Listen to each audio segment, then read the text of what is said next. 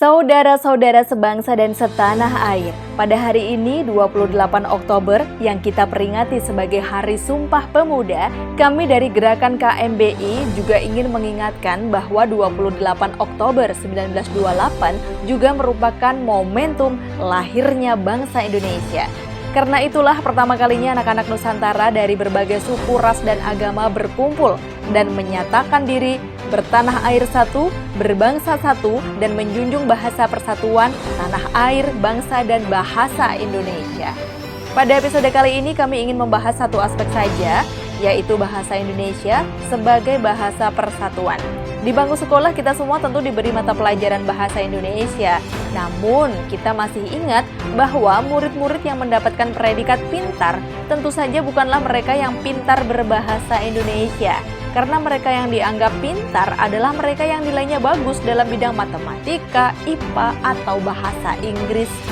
Buat para orang tua yang anak-anaknya sekarang masih bersekolah, coba tanyakan pada diri Anda sendiri.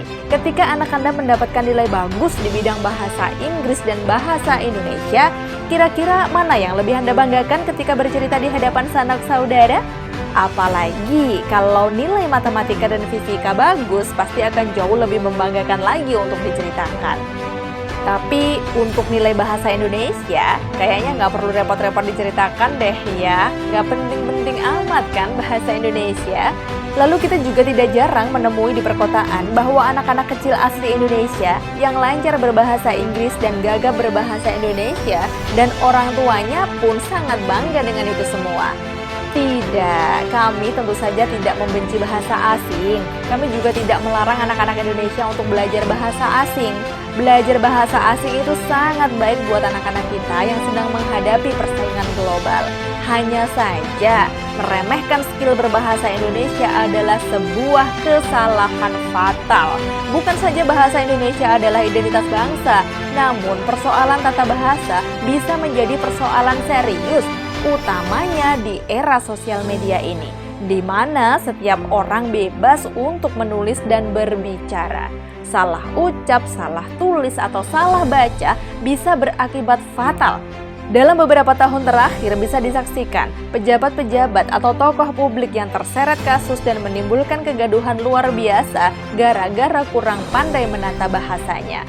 Ini kita baru bicara contoh tulis-menulis dalam tataran normal. Belum lagi kita bicara teknologi yang bisa dengan mudah memanipulasi lisan dan tulisan, memotong sebagian kata dan dibingkai untuk kepentingan politis menjadi sesuatu yang sering terjadi akhir-akhir ini. Betapa banyak kita saksikan judul berita yang ternyata bertolak belakang dengan isi beritanya. Sementara banyak orang yang senang gaduh hanya dengan membaca judul berita saja tanpa membaca isinya. So ini medianya memang kurang ajar, sementara masyarakatnya enggak terpelajar. Bener-bener perpaduan yang klop deh. Halo, mencerdaskan kehidupan bangsa. Maka dari itu, wahai para orang tua, ajarilah anak-anak kita membaca dan menulis dengan benar. Bukan sekedar membaca, tapi juga mencerna informasi dengan baik. Kalau istilah zaman now-nya, literasi. Apalagi kita saat ini berada di zaman internet, jadi mau tidak mau memang harus punya skill membaca dan menulis dengan baik. Setidaknya standar gitu deh. Jangan sampai kemampuan literasi kita belum baik, tapi sudah berani gagah-gagahan di medsos dan mendadak pakar politik, pakar agama, dan berbagai pakar abal-abal lainnya. Kegaduhan dalam mencerna informasi seringkali timbul karena soal gagal paham saja. Seringkali terjadi gagal paham yang berujung pada perselisihan, bukan disebabkan oleh karena kita tidak pintar matematika atau fisika, tapi oleh karena kita tidak terlalu pintar berbahasa Indonesia. Tidak pintar berbahasa Indonesia? Masa sih orang Indonesia sampai nggak pintar berbahasa Indonesia? Boleh ambil satu contoh sederhana nih ya. Hayo, di antara sobat travelista masih banyak nggak yang kebingungan dalam menggunakan kata di, yaitu di sebagai kata sambung penunjuk tempat dan di sebagai awalan penunjuk kata pasif? Siapa hayo yang masih nulis ditutup, dikerjakan, dimulai seperti ini? Duh, jangan malu-maluin ya saudaraku sebangsa dan setanah air. Itu bahasa kalian sendiri loh. Jati diri kalian sebagai bangsa Indonesia loh. Jika kalian yang mengaku sebagai bangsa Indonesia, diingat-ingat ya, bangsa ini terlahir dari sumpah satu bangsa dan satu tanah air, juga satu bahasa persatuan, yaitu bahasa Indonesia. Maka sekali lagi, ajarilah anak-anak kita berbahasa Indonesia dengan baik dan benar. Dan jangan pernah mengecilkan arti bahasa Indonesia. Karena kecerdasan berbahasa sedikit banyak menunjukkan seberapa tinggi peradaban suatu bangsa. Dan banggalah dengan bahasamu dalam pergaulan internasional.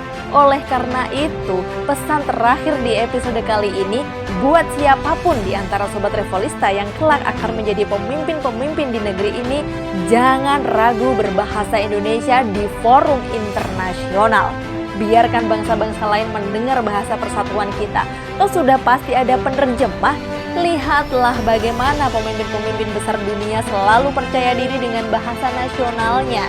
Dunia tidak akan menilai dari seberapa pintar bahasa Inggris kita, tapi seberapa berisi gagasan-gagasan yang disampaikan dalam forum internasional tersebut. Jadi jangan sampai terjadi lagi ya, pemimpin Indonesia bicara di forum dunia dengan membawa merah putih di dada, tapi bahasa Indonesianya seolah malah dirantai dan maksa pakai bahasa Inggris yang parahnya belepotan dan kurang berisi pula.